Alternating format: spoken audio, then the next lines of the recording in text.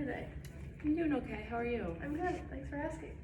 So my name is Morgan Reinhart. I've been practicing as a mental health counselor for about 5 years now.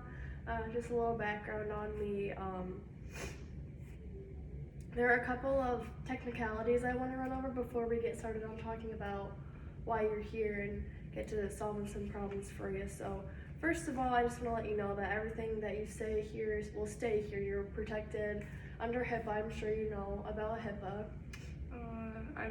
I've never heard of it. No. It pretty much just says everything in here is confidential, and I won't be telling my coworkers, friends, what have you about your problems. So you're just protected under that.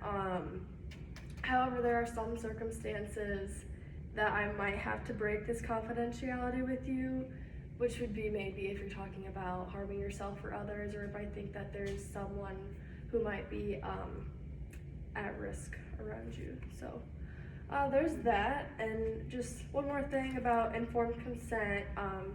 Just want to let you know about this information so that you can make an informed decision about this treatment and everything that we'll be doing here for you. So I'll just pretty much give you some information about the helping process, risks, benefits, what have you about that, just before you can make a good decision, okay? Sound good? Yeah. All right, so now that all that's out of the way, how about you tell me why you're here today? I have a question about that HIPAA thing. So I'm 22, but I'm on my parents' insurance. If my mom were to call, would they tell? No. Even my mom? No, Okay. everything will stay here between the two Okay. of us. And like I said, unless it's like something pertinent where I think that someone might be in danger, it'll Okay. stay just between us. Okay. Yep. So yeah, I'm here. My school referred me basically. I go to the University of Iowa, and I'm 22. I'm studying engineering there. It's a family tradition to just Okay. study that. All my grandparents and stuff really basically did that there. And I've just been struggling recently, and they kicked me out of the program. So now I'm kind of having a little crisis with what do I do, and especially how do I tell my family. Right. That sounds really rough. Yeah, so So, can you tell me a little bit more about why you got kicked out of the program? yeah, I got caught with drinking and some drugs, and they talked to the dean of the program or whatever, and they basically just said this is a really I don't know, notable college and overall university, and we just can't have our students doing that. And I was drinking a lot, and they basically said, you gotta shape up or you gotta get out, and I didn't. And so yeah, I don't have a job, I'm not going to school, living at my friend's couch. That sounds really rough. Yeah. Let's go back to tell me how you feel when they were saying you have to shape up, yada yada. Do you see it maybe as a problem, or do you think that maybe it's something that could be swept under the rug? What I was doing? What were your feelings around when they told you this is how it's gonna be? I mean, I get it. They have to have rules and regulations, and I understand that. I thought that since, my grandpa was one of the big donors and stuff, and a big name there, I thought that it wouldn't affect me much. But yeah, I mean, I get it. I think that they were nice enough to at least try to give me a second chance, but I don't think I could have stopped if I wanted to. So seems like you're pretty understanding of the process, and they had to sit you down on that. But yeah, I don't blame them for it. I mostly blame my parents. So let's go back to why do you blame your parents? And you said something earlier about your grandparents as well. yeah, just because I never really had a choice. I'm not interested in this at all. They've made me do it since I was a kid. That was always gonna be my plan, because it's what they did. I remember, I don't know, they're very well known within the College of Engineering and stuff, and So it was just kind of expected of me, and I never wanted that. And I think that was kind of my way of just like rebelling almost. Yeah. I mean, So it felt So. like you didn't really have a choice in any of this, that you were just kind of pressured into Yeah. going into this field. yeah, I didn't really have much control, Mhm. and my parents are like the best of people, because technically I didn't even get a score on the ACT. I got like a 20, and you have to have like a 25 to be in the program, but because obviously of my family that they got me into the program, so I feel like that should have been the first thing, but whatever. So correct me if I'm wrong, but it sounded here to me like you were drinking because of some sort of feeling for rebellion for being forced to go into this program. Yeah, probably, and just it was just something I can control and escape, and Right. just I don't know, Okay. but Okay. yeah.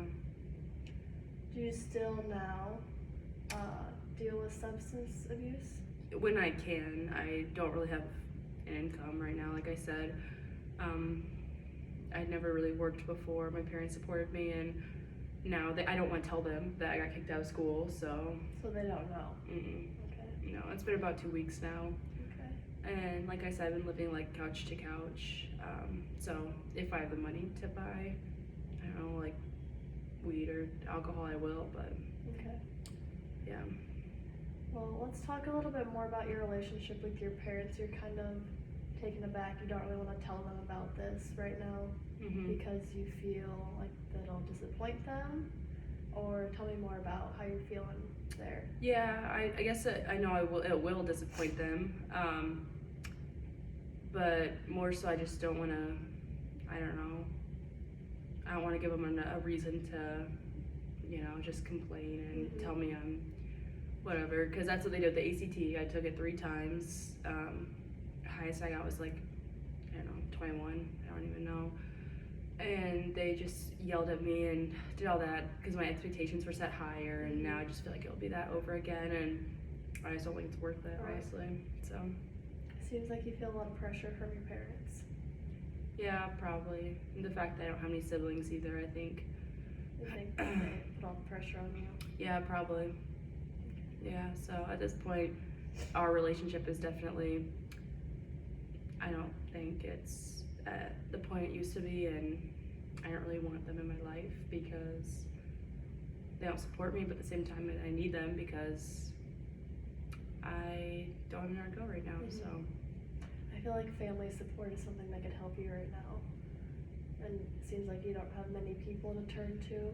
Talk about this crisis here. Yeah, I mean, I have my counselor like at school was the one who referred me to you, so I have her, and then I have some friends that I know, but not really deep or A big anything. support So system. yeah, I don't have any cousins or anything. My grandparents live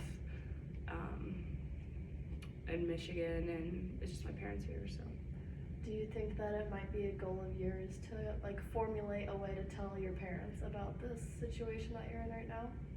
I don't know. I'm just kind of like, if they find out, they find out. I don't really want to tell them. So Okay.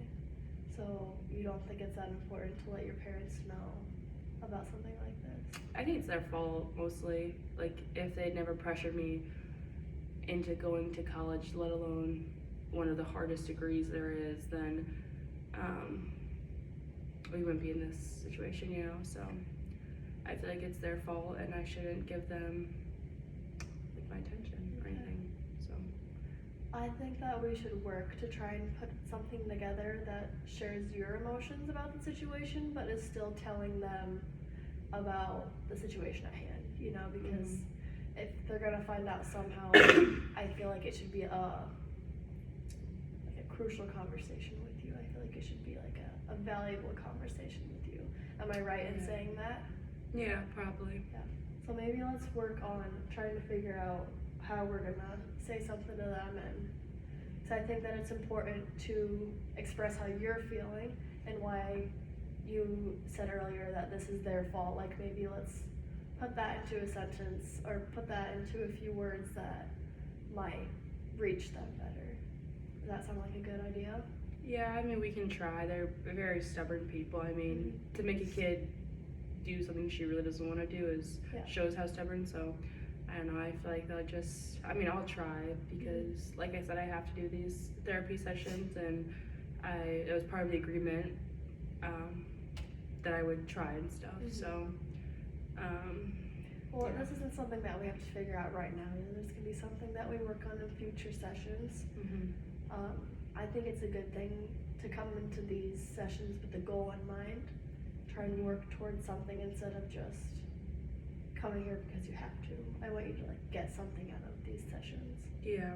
I feel like that's a good goal for us to set with you. Okay.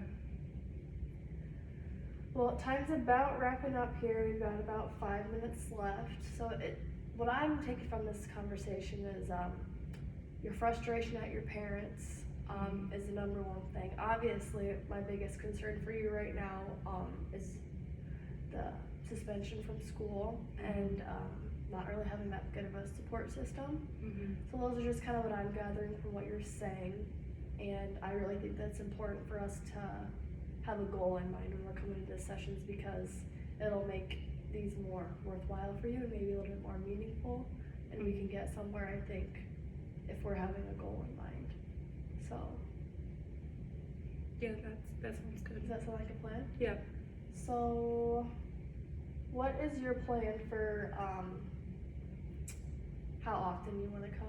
A couple times a week, once a week, once every couple weeks?